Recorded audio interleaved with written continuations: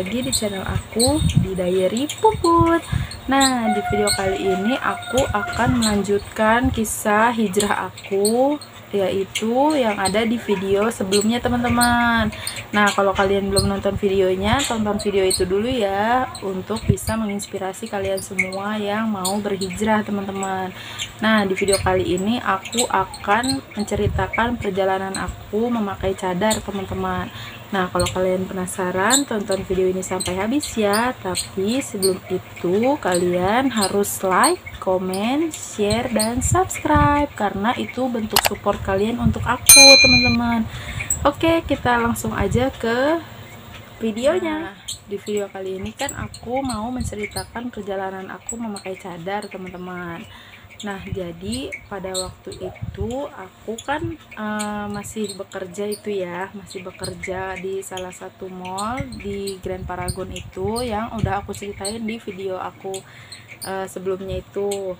Nah, jadi pas pertama kali aku pakai cadar itu, aku ke Bogor waktu itu kan, ke Bogor. Aku sudah membuat grup itu, komunitas hijrah bersama teman-teman. Kalau kalian ada yang ingin gabung, nanti aku taruh linknya di bawah ya. Tapi khusus wanita, ada juga yang khusus laki-laki juga ada. Ntar aku taruh linknya di bawah. Nah, jadi itu aku kan mengadakan meet up teman-teman sama grup aku, komunitas hijrah bersama ini kan. Nah, jujur aku itu bener-bener takut sebenarnya. Takutnya tuh karena banyak yang bully atau segala macam, diliatin banyak orang. Karena kan waktu itu kan mental aku bener-bener belum gimana ya, belum mengerti lah gitu, maksudnya kuat atau enggaknya gitu kan. Nah, aku tekatin waktu itu aku pakai cadar karena aku kan bener-bener niat banget ya gitu kan. Nah, terus pada saat itu aku meet up teman-teman sama teman-teman aku. Ada di situ ada Eris, nah ada juga Anggita, Fitriani yang kemarin aku prank itu loh, Anggita sama Fitri. Nah, terus aku ajak temen aku juga, ajak Suci dan lain-lain. Nah, dari situ aku banyak belajar dari mereka semua, karena pada saat itu aku kita kan kumpul sharing bareng-bareng bagaimana aku mendengarkan bagaimana kisah hijrah mereka masing-masing kan. Nah, di situ aku banyak belajar banget dari cerita mereka, yang bisa aku ambil, yang bisa aku contoh juga. Maksudnya aku contoh ke diri aku ya gitu. Nah, di situ tuh aku mikir mereka itu masih pada sekolah teman-teman ya, pada saat itu ya. Sekarang pun masih ada yang sekolah, kayak David itu masih sekolah, kalau Anggita sudah lulus, Eris juga sudah lulus. Nah, di situ tuh maksudnya aku tuh kayak insecure aja gitu. Maksudnya insecure-nya tuh, kok mereka bisa ya masih sekolah, sudah berani memakai cadar gitu kan, walaupun di sekolahnya mereka tidak pakai ya. Maksudnya mereka ada keberanian tersendiri gitu untuk memakai cadar itu gitu kan. Nah, aku mikir gini, mungkin karena lingkungan mereka itu juga baik ya, lingkungan mereka itu baik dan juga banyak orang-orang yang support, mungkin yang aku pikir positifnya seperti itu. Nah, dari lingkungan aku sendiri kan, aku dulu sekolah di swasta teman-teman ya, otomatis tidak memakai hijab dan lain sebagainya. Nah, di situ aku mikir, kok mereka pada kuat, kok mereka pada berani untuk memakai cadar gitu kan. Nah, yaudah aku ambil sisi baiknya. Yaudah aku bakal semangat terus gitu. Aku akan semangat terus buat memakai cadar ini gitu kan. Walaupun orang tuaku pada saat itu belum setuju, karena aku jujur masih umpet-umpetan waktu itu buat memakai cadar kan. Jadi kayak misalnya aku keluar aku pakai, kalau misalnya aku di rumah aku enggak gitu ya. Pada saat kayak sekarang pun sebenarnya ya, kalau di rumah ya, kalau misalnya di dalam kamar atau itu ya aku nggak pakai teman-teman ya kan. Doain ya semoga aku juga bisa istiqomah terus dan dikasih ridhonya Allah untuk orang tua tetap merestui gitu kan, karena aku sudah menjelaskan ke orang tua bagaimana cara aku menenangkan hati mereka melihat cadar ini yang agar tidak buruk gitu. Nah dari situ aku sharing cerita-cerita pada saat itu kan, banyak hikmah yang aku ambil, banyak cerita mereka yang aku jadikan motivasi untuk diri aku gitu kan. Terus aku tanya waktu itu sama siapa ya, kok kamu aku lupa deh pada saat itu aku nanya sama siapa. Nah kata mereka gini jawabnya, ya pokoknya Umi tuh harus niat karena Allah kata dia gitu. Kalau misalnya Umi karena niat karena Allah, perbaiki karena Allah gitu kan, Allah pasti meridhoi, meluruskan niat, melancarkan gitu, dimudahkan intinya mah. Nah di situ aku bilang oh iya gitu kan, oh iya. Nah di situ aku nangis jujur kan, pada saat itu kan aku suruh mereka curhat satu-satu, sharing satu-satu gitu kan. Nah di situ mereka pada minta aku buat cerita gitu kan, tentang hijrah aku ini gitu. Nah itu aku nggak kuat, jujur aja aku nggak kuat, dan aku nangis. Mereka pun ya udah nggak usah cerita kalau emang nggak kuat, karena bukannya nggak kuat karena apa ya, mungkin karena masa lalu aku, ya namanya masa lalu ya, kita pernah nakal, pernah melakukan sesuatu yang tidak baik gitu kan. Aku merasa malu aja gitu. Malunya tuh di umurku yang pada saat itu tuh kan tahun 2020 ya, aku buat grup komunitas hijrah bersama ini. 2020 2019 aku mulai hijrah di situ, tapi belum terbentuk grup kan. Sudah terbentuk belum ya? Belum. Iya belum. Nah aku mikir gini, maksudnya aku malunya tuh malu sama diri sendirinya, kenapa baru sih gitu kan, kenapa baru gitu, kenapa nggak dari dulu, kenapa aku baru temuin orang-orang yang baik gitu. Tapi aku pikir gini, kalau misalnya aku dipertemukan sama orang-orang ini sebelumnya gitu, mungkin aku nggak akan ngerasain nakal, nggak ngerasain yang macem-macem gitu kan. Nah, terus aku mikir lagi ke depannya, oh mungkin ini udah jalannya Allah, kamu harus begini dulu, terus kamu baru tobat, kamu baru hijrah gitu kan. Tapi alhamdulillahnya aku dapat kesempatan itu, dapat hidayah itu dari Allah, dan aku bisa memperbaiki diri aku sekarang gitu. Terus aku mikir lagi, kalau misalnya bukan sekarang kapan lagi gitu kan, apalagi aku sudah menikah, sudah mempunyai momongan atau anak. Nah aku sangat bersyukur sekali ya kan, sangat bersyukur sekali sama suami aku juga selalu support. Nah alhamdulillah sekarang orang tuaku juga ya udah katanya, terserah, yang penting jangan berbuat macam-macam katanya gitu.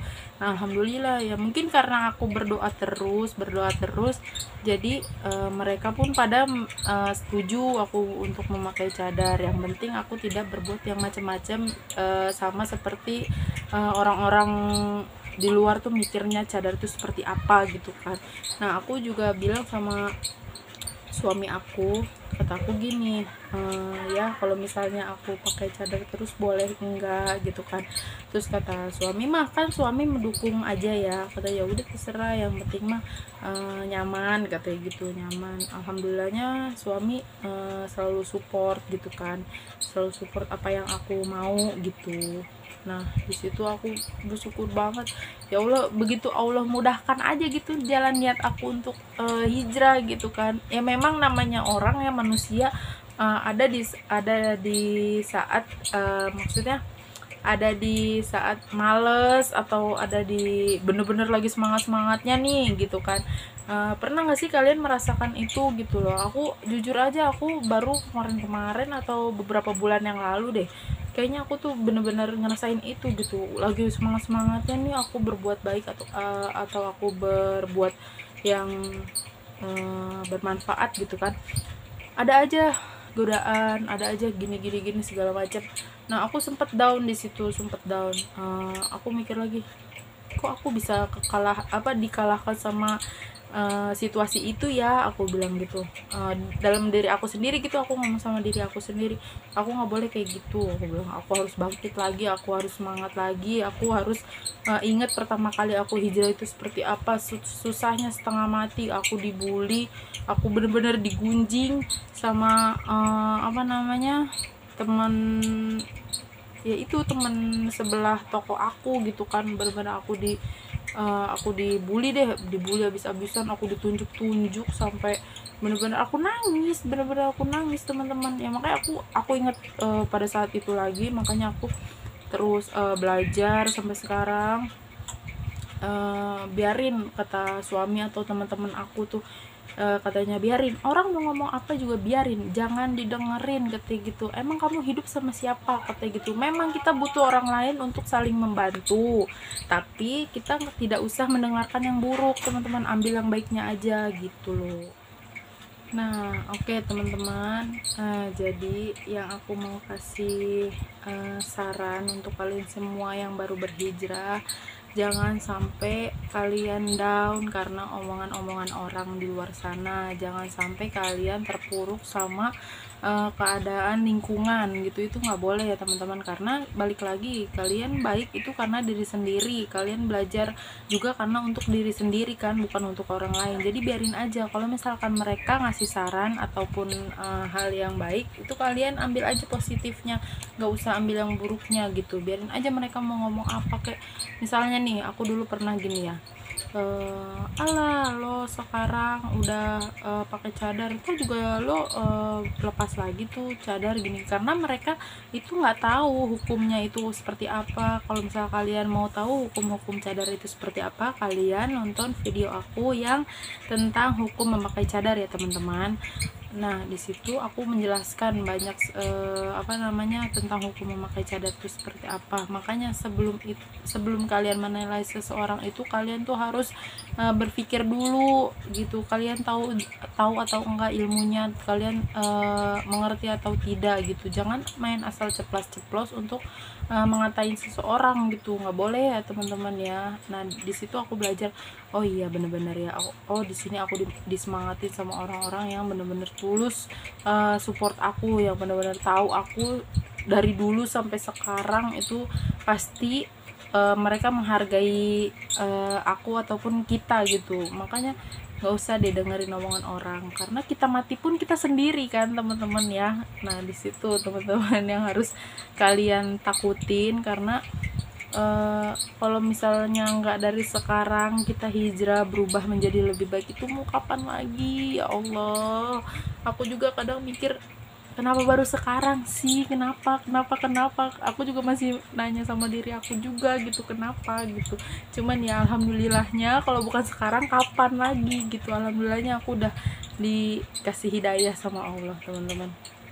Nah hidayahnya itu apa, aku waktu itu bener-bener dimimpiin, entah beberapa malam, aku nggak tahu.